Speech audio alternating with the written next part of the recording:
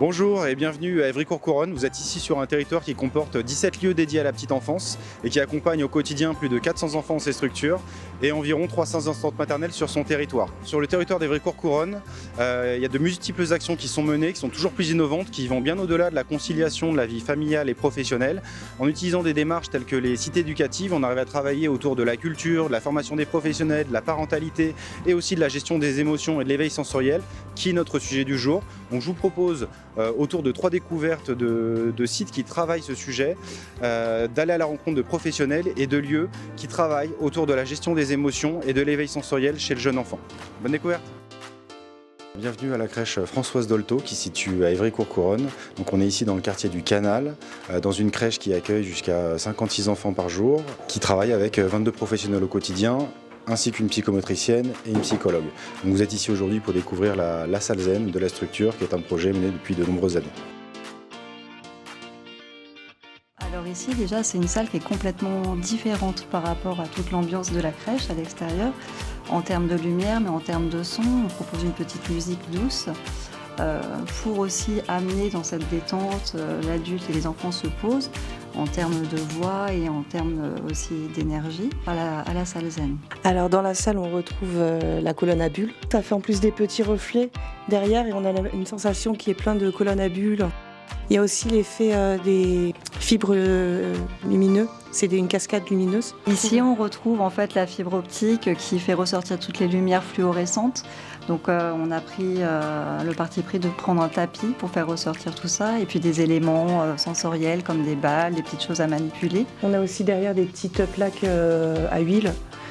Les enfants d'ailleurs aiment beaucoup, ils se mettent leurs mains, ils mettent les mains, ils voient les effets que ça fait, enfin ils aiment beaucoup, ils mettent les pieds, les mains, enfin voilà, c'est vraiment quelque chose qu'ils aiment énormément. Du coup maintenant on utilise cette salle avec les enfants et on voit un réel bienfait au niveau de la détente. Et puis c'est quelque chose qu'on leur amène tout au long de la journée de toute façon, donc quand on arrive ici, automatiquement, il y a une zénitude qui s'installe pour tout le monde, adultes et enfants. Et il faut apprendre à accepter ses émotions, lâcher prise, laisser ses émotions sortir, aussi bien les adultes que les enfants. Et c'est quelque chose qui fonctionne très très très bien. Alors nous sommes ici au Bois de Moncoeur, qui est un pôle enfance qui comprend un centre de loisirs, une ludothèque, une crèche, un relais petite enfance. Et on est actuellement entre la crèche et le relais petite enfance, dans une salle qui abrite la bulle musicale. Donc la bulle musicale, c'est un équipement qui a été financé par les cités éducatives pour développer à la fois l'éveil sensoriel et le langage auprès des jeunes enfants. C'est un équipement qui nous permet de proposer des sons de différents pays aux jeunes enfants. Donc on a entre 4 et 5 pays qui sont disponibles. Quand je dis ça, ça veut dire que des sons d'ambiance, des sons de marché, des sons de comptines, des sons d'échange, de paroles, d'animaux ont été sourcés au sein des pays et les enfants peuvent en toute autonomie aller appuyer sur différents capteurs au sein de la bulle pour activer ces sons. Donc ça permet de développer chez eux à la fois une curiosité qu'ils ont naturellement sur des sons qu'ils n'entendent pas forcément, ou alors des sons justement qui correspondent à quelque chose qu'ils entendent chez eux, ou alors de découvrir justement des nouvelles sonorités, des nouveaux accents, un nouveau langage qui vient d'ailleurs. Alors au quotidien, la bulle peut être utilisée déjà par la crèche, donc la crèche qui peut venir le matin faire profiter à des petits groupes d'enfants de cet équipement. Le relais petite enfance, comme je vous disais, qui est à côté, peut faire venir aussi des assistantes maternelles. On est en train actuellement de développer un partenariat avec un IME qui est dans le secteur pour faire bénéficier aussi cet équipement à des enfants porteurs de handicap. Donc notre rôle et notre but, c'est de faire bénéficier à l'ensemble des partenaires du quartier de cet équipement.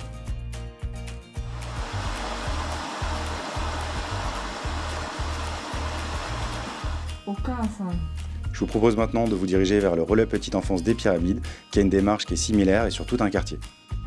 Nous voici donc au relais petite enfance des Pyramides, la dernière structure qu'on voit aujourd'hui, qui est un lieu qui accueille des assistantes maternelles du quartier des quartiers d'Évry-Courcouronnes, et notamment ici du quartier des Pyramides, également une partie du quartier du Bois Sauvage et du chantier du Coq. Donc l'ensemble des assistantes maternelles peuvent venir bénéficier d'activités ici tous les matins auprès de la responsable du relais. Bonjour, je suis Lydie Dinatal, responsable d'un relais petite enfance situé sur Évry-Courcouronnes. Depuis l'année dernière, nous présentons un projet sur l'éveil sensoriel au sein du quartier des Pyramides notamment. Nous avons choisi l'éveil sensoriel parce que Dans une société où le numérique prend beaucoup de place, nous avions observé vraiment un besoin de reconnecter l'enfant dans sa relation avec l'adulte et le parent dans sa relation avec son enfant. Les partenaires sont différents. Depuis de longues années, nous travaillons avec un intervenant en musique, mais aussi une sophrologue qui va accompagner les assistantes maternelles dans les salles sensorielles, ainsi que les familles et les professionnels des crèches. Nous avons également une artiste conteuse qui a pu animer des temps de création, dont des marionnettes en cuillère en bois, des marionnettes en chaussettes, pour pouvoir donner des outils aux parents pour qu'ils puissent accompagner leur comptine auprès de leur enfant à leur domicile et puis outiller les professionnels. Il y a eu également des temps de formation autour de l'éveil musical. Nous avons également une éducatrice spécialisée dans l'approche du massage du bébé à destination des familles pour vraiment pouvoir approcher le corps de l'enfant et entrer dans une relation corporelle avec leur propre enfant. La démarche de ce projet est bien évidemment de l'ouvrir à un maximum de personnes, notamment les familles issues de la petite enfance, sur une harmonisation des pratiques sur les équipements municipaux, notamment les crèches et les centres sociaux, mais également de l'ouvrir aux écoles par la suite. Alors on peut dire que c'est les professionnels qui créent les projets et le rôle de la ville c'est de les accompagner dans tous ces projets-là. Et on en voit aujourd'hui ici aux Pyramides en fait une continuité, une finalité, c'est-à-dire que l'ensemble des acteurs d'un quartier vont se réunir autour d'une thématique qui est celle de la petite enfance. Donc on parle de crèche, de relais petite enfance, de maisons de quartier et bientôt d'écoles dans la prochaine perspective, qui se réunissent, qui travaillent et qui réfléchissent ensemble à ce qu'on peut proposer aux jeunes enfants. Donc là ce qu'on a vu c'est la question du sensoriel, comment chacun de ces acteurs travaille auprès des familles, des professionnels indépendantes, des professionnels employés par la ville, pour se former et accompagner les jeunes enfants de la ville.